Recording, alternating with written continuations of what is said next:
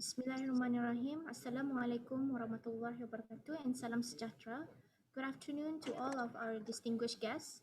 Welcome to the webinar session of the Higher Education Virtual Expo 2021. With me here today is Miss Nur Farah Remy, Educational Advisor from HRD Services. She will be introducing our speakers for today that will be representing HRDS. Just for everyone's information, there will be 10-minute session for question and answer at the end of this session. You can type your question at the end of the at the chat area, and we will try our best to answer your question. Ms. Farah? Okay, good afternoon, everyone. Thank you for attending our webinar, which is entitled Help Provided by Universities and Policymakers Towards International Students. So thank you to Ms. Fiona and Ms. Helen as well for agreeing to participate. Both of them will be talking about the official bits about what's it going to be like when you arrive to Australia and or UK for your studies. And they will be having more knowledge on the COVID situation at the current moment. So our first speaker will be Ms. Fiona Morris from Australian HiCom. She is responsible for Australia's bilateral education, training, and research relationships with Malaysia and Singapore. She has also had a diverse career in the government and education sectors with a focus on higher education, research, and science policy. And she is the current Counselor for Education and Science from the Department of Education, Skills, and Employment for Australian High Commission in Malaysia. So, Ms. Fiona, I'll leave the first bits of the presentation to you, if you don't mind. Thank you very much. Good afternoon, everybody. I hope that you can see my presentation okay. Is it possible to click on the presentation so you don't see the ones on the side?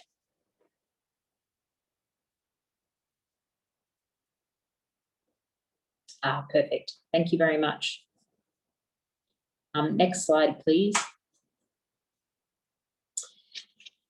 Thank you for your time today, everybody. As was mentioned, my name is Fiona Morris, and I am the Counsellor for Education and Research based at the Australian High Commission here in Malaysia. I arrived recently. I arrived in November last year, but it's a great pleasure to be here, and I do a little bit of work with Brunei as well from Malaysia.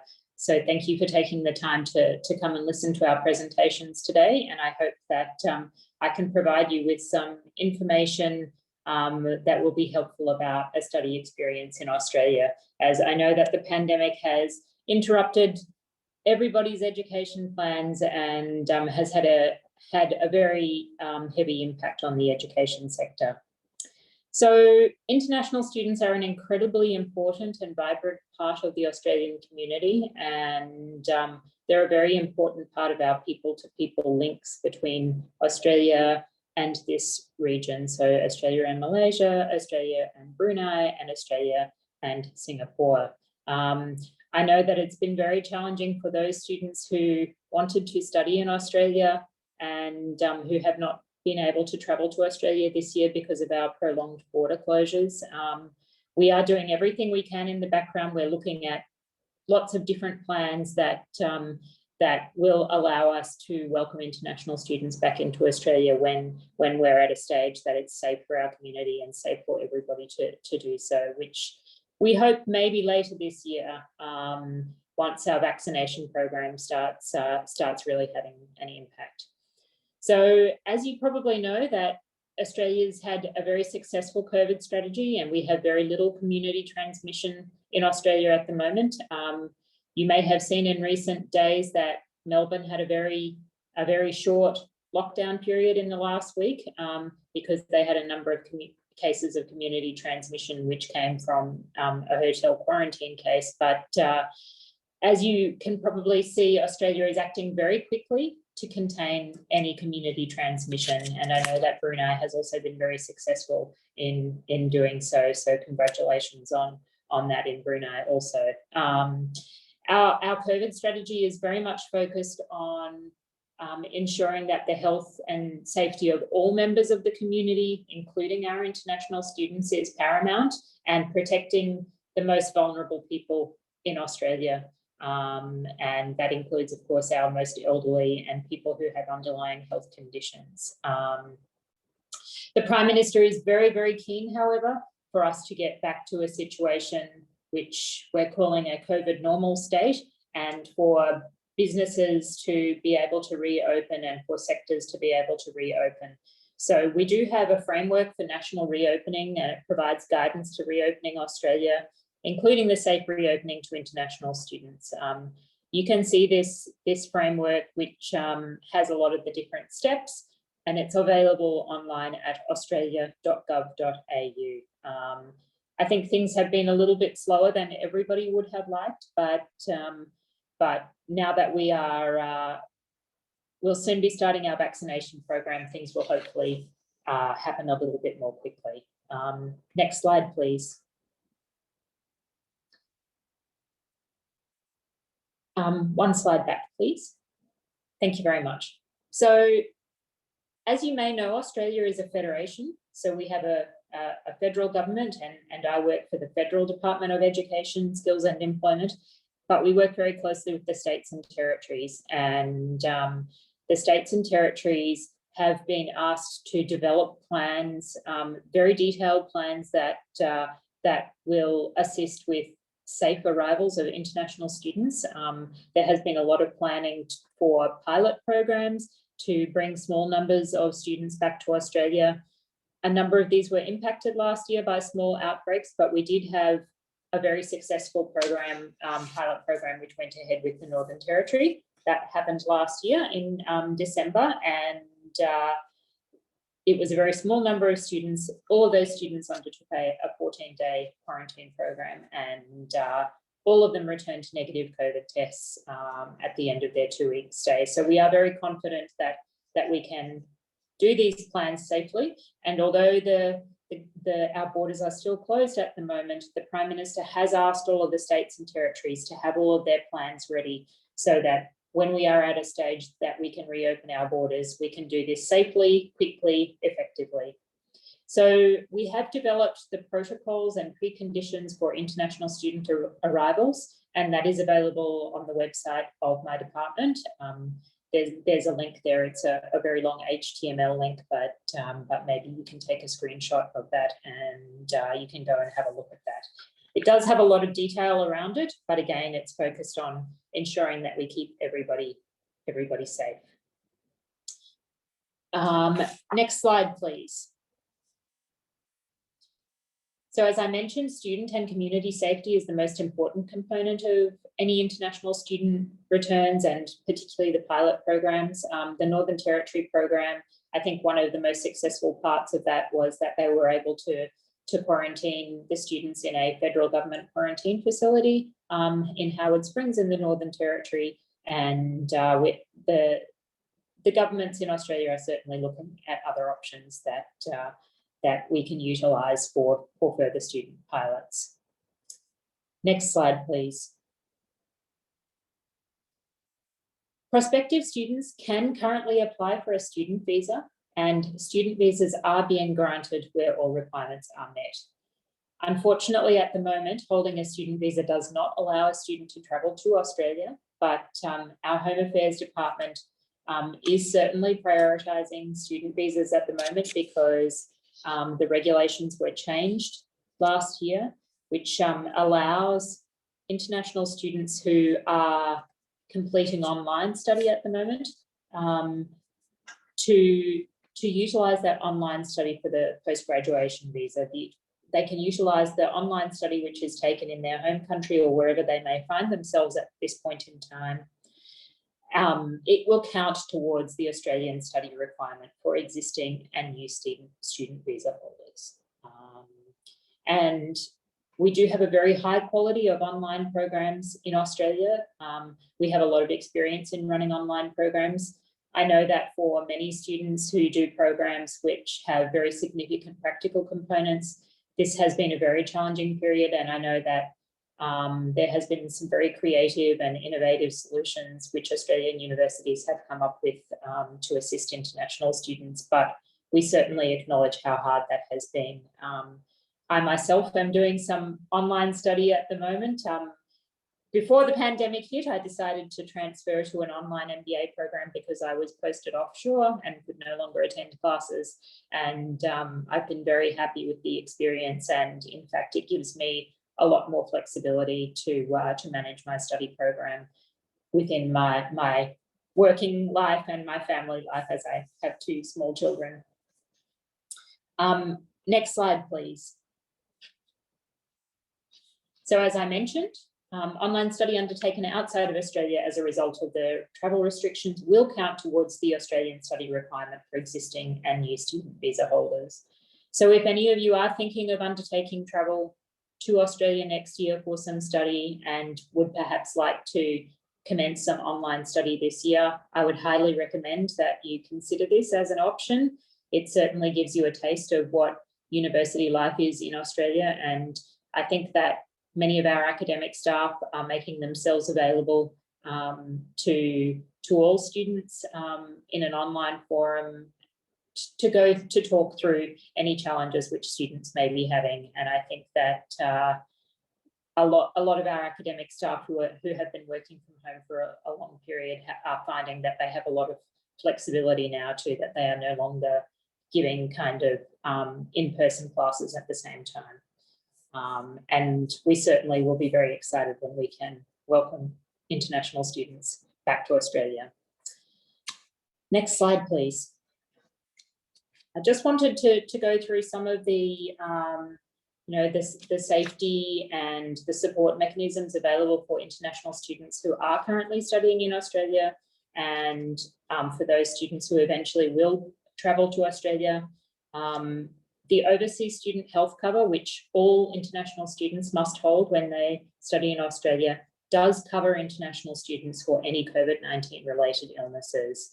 And on top of that, many of our states and territories in Australia basically said that they would just provide free coverage to everybody, regardless of their visa status, regardless of their insurance coverage for any COVID-19 infections and related illnesses. So I think that you can feel safe that when you go to Australia, because it's likely that the pandemic will continue in some form, even when the world is further along the vaccination path.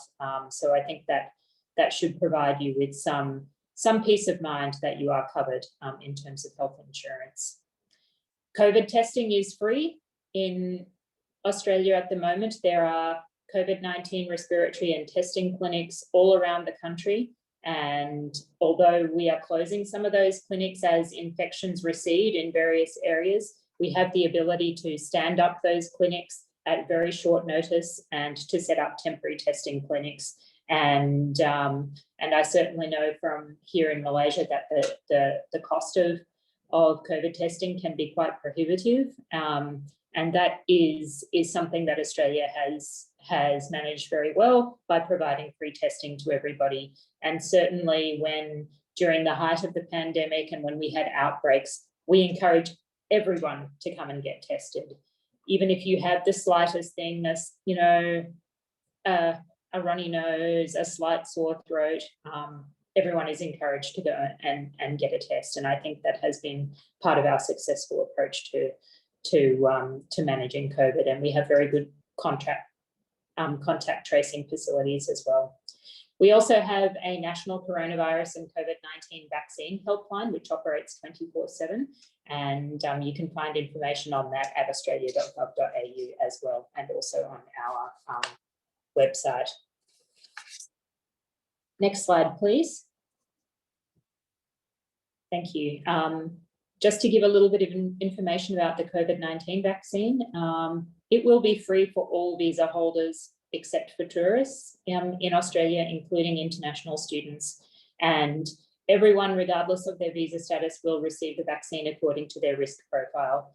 Like everywhere, Australia will be vaccinating frontliners first, so medical staff, quarantine staff, and elderly people are coming in the first tranche, and there is a number of different groups of people who will then be vaccinated according to their risk profile. vaccination program will commence at the end of this month or at the beginning of next month. Our first Pfizer batches arrived in the country last week, and we have a facility in Australia, the CSL, Commonwealth Serum Laboratory, which has begun manufacturing the AstraZeneca vaccine. So elderly people in Australia will likely be receiving the Pfizer vaccine, and most other people will be receiving the AstraZeneca vaccine at this point in time, but Australia is also analysing and looking at other opportunities and other vaccines as we go through the vaccination program. I think that will change the face of the pandemic in Australia, and certainly the government will be looking very closely at how it can safely open its borders as the impact and the effects of the vaccine program become evident in the community.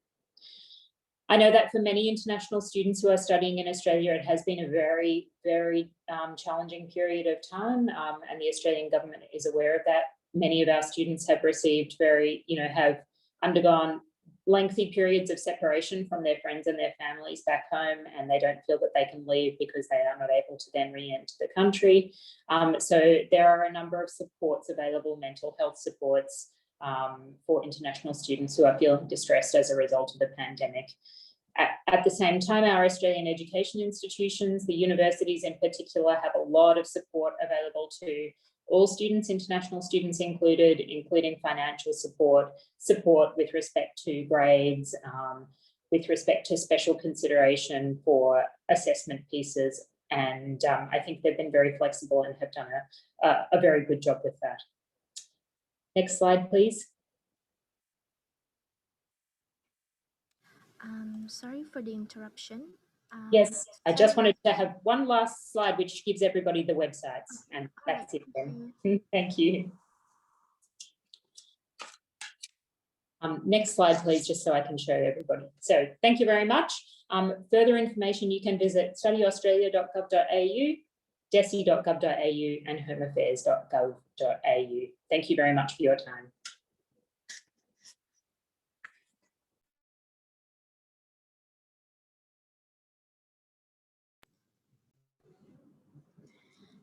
Okay, thank you so much, Fiona. So now I'll be introducing Helen. She is the Senior Marketing Management Manager for Study UK. And the Study UK campaign is a global campaign that promotes the UK as the first choice study destination to international students. And she is also on behalf of the British Council as well. So I'll leave it to you, Helen. Thanks, Farah. Can you hear me okay? And you can see the slides? Yeah, great. Okay. Well, thank you very much, everybody from MOE and everybody on the call for coming along today. As Farah said, my name is Helen. I come from the British Council, and the British Council is the UK's cultural and education organisation for creating people-to-people connections between the UK and everybody else around the world as well. So it's great to be here today. As Farah said, I look after the Study UK campaign for the East Asia region. And I'm talking to you today from South London. I was in China until recently, but today I talk to you from London. So I'm in a good position to tell you what it's like at the moment here in the UK. So I'm going to kick off first. I know our main aim today is to talk about the pandemic and what's going on with that, but just going to go through a couple of slides just to talk about why the UK is a good study destination, and then turn my attention then to how the pandemic's being dealt with here and the support available to international students in the UK. So first of all, I just wanted to note that the UK is a great study destination for any international student. We have a welcoming and inclusive way of life, which will ensure that everybody has an exceptional academic experience, but also that you're feeling very, very welcomed when you're here and become the best possible version of yourself through your experience.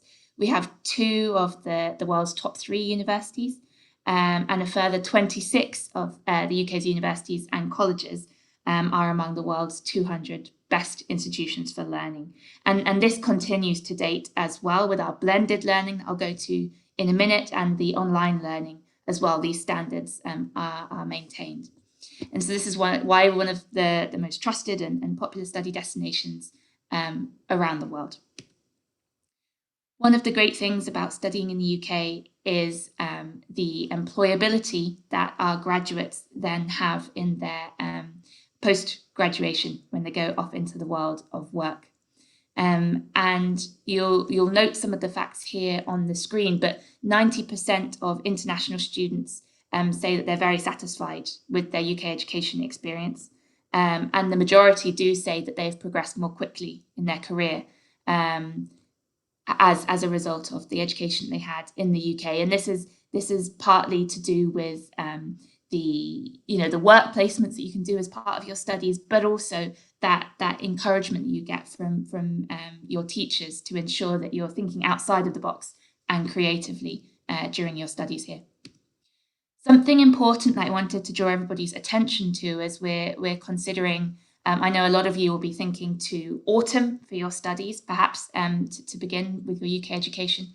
So we have this new graduate route, which will enable you to work or to look for work in the UK at any skill level for 2 years after your graduation. And if anybody on the call is a PhD graduate, then this rises to 3 years.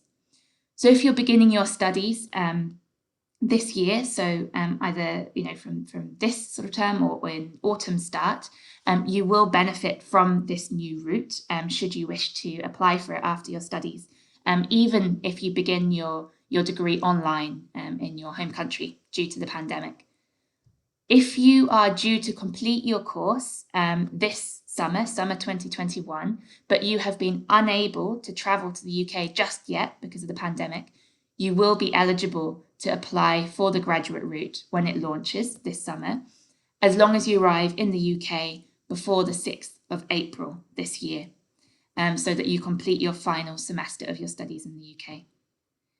If you're starting a 1-year master's course from this term, you will need to arrive in the UK by September in order to be eligible. There's a lot of information to give you now in a short space of time, but there is a lot more information about this on the gov.uk website. So that's gov.uk. The other thing when we're talking about employability as well is just to mention the strong links that universities have with industry. And we've seen this particularly during the pandemic, as well as a lot of the research has been going on at our UK universities. But these strong links with industry ensure that UK's learning approaches are industry-led and that students benefit from practical work and courses that understand current practices and demands and aren't stuck in the past at all. So this is certainly one of the advantages of studying here. The UK is also one of the world's trusted and innovative countries and has consistently been at the forefront of science, culture, and more finance and politics, I suppose, and being the birthplace of many world-changing events as well for a small country, just goes to show, I suppose, how much creativity and innovation comes out of our education system here in the UK. You may, as part of your education, choose to study at a Russell Group university. So these are a group of 24 institutions who produce more than 2/3 of the world-leading research produced in the UK. So these are not only universities like Oxford and Cambridge, but also many more like Durham and Manchester and others as well. So that may be something that you're interested in, and you can find out much more at the Russell Group website. And before I turn my attention to the pandemic situation, I also wanted to make a note of the fact that the UK is a very tolerant country where all ways of life are respected. And in fact, it's against the law, of course, to discriminate against anybody because of their race, nationality, or religion. We have a great history of multiculturalism dating back hundreds of years, and the UK has well-established communities representing all students and a deep commitment to supporting students' religious and cultural needs on campus.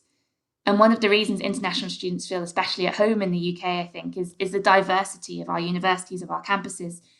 even 20% of our academic staff in the UK are actually from overseas as well. As the UK universities attract those academics here to teach, and so you'll not only be interacting with fellow students from all over the world, but also the teaching staff as well. So it makes it a really exciting experience and sets you up very well for your working life going ahead. Okay, and now importantly to focus now on studying in the UK from this year and changes that we have now in place.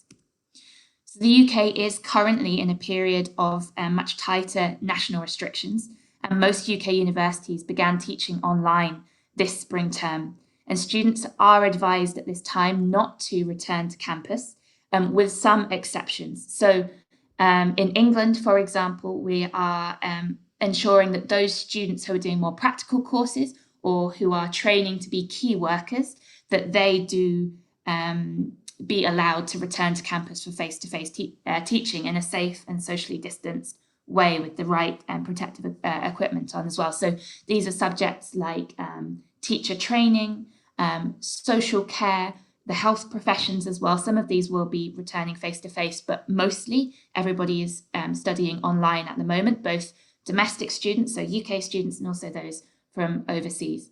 So any international students travelling from overseas should carefully consider when to travel, even if you have your visa in hand, and particularly if your course doesn't require you to come back. And if you have any concerns or questions at all, do get in touch with your university and they'll be able to tell you the advice for when you should be returning or starting your studies on campus.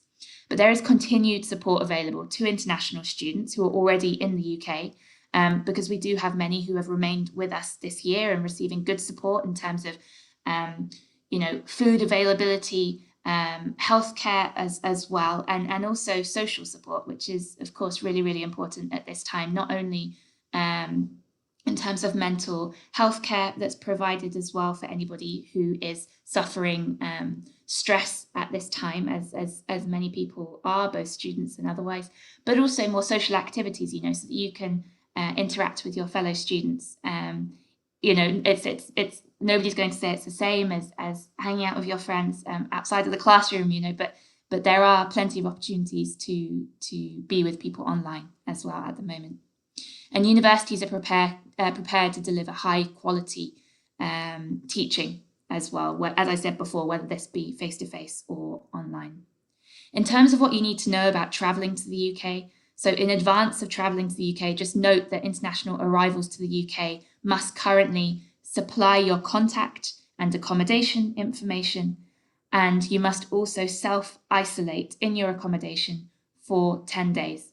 Now, if you're going to England, if you're going to England, then you can take part in the test to release for international travel scheme. And this would mean that you would pay for a private COVID-19 test. And if it's negative, then you only need to quarantine for 5 days. And this is only available at the moment for those going to England, not Scotland, Northern Ireland or Wales. But similar to Australia, COVID testing is free to everybody in the community in the UK at this time. So in terms of teaching, as I say, most universities in the UK are currently teaching online. So we have seen the benefits in some ways of online learning as well. I know it's not suitable for everybody, but international students really have been making the most of it. And we've seen some international students say that being able to rewatch lectures and do it in their own time, or even approach their teachers after class online, has given them that extra bit of support, and they feel more confident in that way, particularly if there's a slight language barrier as well. So certainly pros and cons, but I just wanted to reassure everybody that teaching is still very much the teaching that you would hope for. It's the same content, the same professors, the same research. It's just through the medium of online learning at the moment. The health and well-being of international students is our number one priority, and UK universities are working to ensure that they are safe and supported. They're going above and beyond to ensure that students' physical and mental health and well-being are prioritised. The UK government has provided guidance to universities on how to operate safely, and universities have taken a range of measures for campuses and accommodation to be COVID secure. And this includes increases in cleaning, ventilation, hand washing facilities, social distancing, and more. So all very much, being borne in mind at the moment by universities. Okay, and the NHS is available to all international students. COVID testing is free. COVID treatment is also free, and the vaccine is being rolled out at the moment in the UK, starting with the most vulnerable groups and working its way down to everybody else at the moment. So I know we're running out of time, so here's the website for everybody. Everything I've said here I've kind of rushed through, but all of the information about studying from this year onwards is there if you have any questions. It's the Study UK website. Okay, thank you to our panelists. So we will open the floor for question and answers. So we have a question from Zaidira.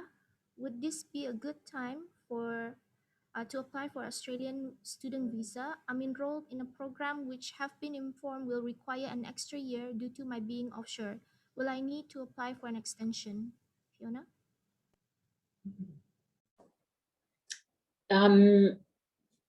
It is a good time to apply for the Australian student visa, particularly if you wish to apply for the postgraduate work visa at the end of your studies, because the online education can contribute to the Australian study requirement. Due to COVID, we've changed and relaxed that rule. So it is a good time. If there is additional study that is required due to this offshore period and online study, the institution will be able to assist with any visa extensions that are required. Okay, we have another question. For Bruneians to study in Australia, do we need to test for COVID before entering Australia? Are they required to be quarantined, and where? This question also goes to UK as well. So for Australia, yes, anyone travelling to Australia at the moment is required to undertake a COVID test. And in fact, most airlines are requiring that anyway. So any pilot programs, because our borders are closed at the moment to international students, any pilot programs that go ahead, there will be a requirement to have a COVID test done beforehand, and students will need to quarantine for 14 days, and they will be tested at the end of their quarantine period as well. That's likely to stay in place until we have, until the Australian government has further information on how the vaccinations will assist with transmission rates as well as infection rates. Do you have an allocated place for quarantine in Australia? A specific place for quarantining? It's done in hotels, but the pilot program, which was done in the Northern Territory in December last year, was done at a federal government facility called the Howard Springs Quarantine Facility, which is a purpose-built facility for quarantine. And we're looking at other options as well. Miss Helen? What about UK? Yes, so similarly, anybody coming to the UK must show proof of a negative COVID-19 test 72 hours prior to travel. And upon arriving in the UK, you must self-isolate for 10 days in your accommodation. So most international students are doing this in the accommodation that they will be staying in for that year. So whether that be on the university campus, which is where a lot of international students live, or in private accommodation, depending on their own preference. Or the hotel is also an option should you prefer, but the cost would be borne by yourself if you were to stay in a hotel. And we've seen evidence of UK universities providing food packages and things, because obviously it's quite difficult if you're arriving straight from overseas and have to go to your accommodation to be able to sort of set yourself up, and it's not so possible to open a bank account and that kind of thing when you're first getting there. So we have advised people that if possible, if they can have an international bank account or international credit card, that can be helpful. And there's a lot of apps that you can download as well for food delivery, like in a lot of countries. Okay, thank you. There's another question. As there will be a lockdown that may be taking place anytime in the UK or Australia, will the program be done virtually too? If so, do we still need to apply visa, as we can study all the way from Brunei virtually? I'm unmuted, shall I? I'll kick off for the UK. So yes, so all the universities are teaching virtually at the moment, and they're very, very aware that it's tricky, really hard for international students at the moment to travel. So they're making sure that, you know, they're being flexible in the timetable as well, so that you're not having to attend classes at like 3 in the morning. I know how hard it is, like, you know, being in the UK and working with East Asia, you get a bit tired sometimes. So university is very mindful of this and making sure things are recorded. So you'll be supported in that way. So for your student visa, we have the new student route, which is part of the UK's new points-based immigration system, which is more streamlined than the old student tier 4 visa. You're advised not to apply for your visa until you're sort of certain of when you're going to travel, just because otherwise it's sitting there dormant and it might expire. But they have extended the period of time that you can wait until traveling with it, I believe from 3 to 6 months. So you do have more flexibility so that you can be more certain of your immigration status before planning your trip. Hopefully that helps.